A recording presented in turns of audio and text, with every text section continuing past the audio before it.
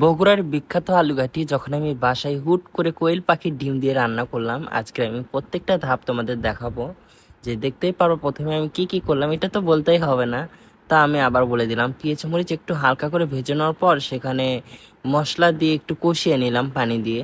নেওয়ার পর এখানে আমার আন্টি আলুগুলো থেতলে নিচ্ছে, তারপর আমরা কষা সবগুলো তো এগুলো অ্যাড করে দিয়ে পানি দিলাম। তারপর ওই আলু মেল্ট করা আলুগুলো দিয়ে পানি দিয়ে একটু তোমার লাড়াচাড়া করলাম, তারপর জিরার গুঁড়ো দিয়ে দিলাম। আর আমি এইভাবে বলতে পারতেছি না, আমার লজ্জা লাগে।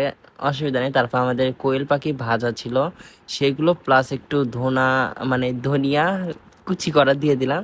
তারপর আস্তে আস্তে আমরা খুন্তি দিয়ে লাড়লাম।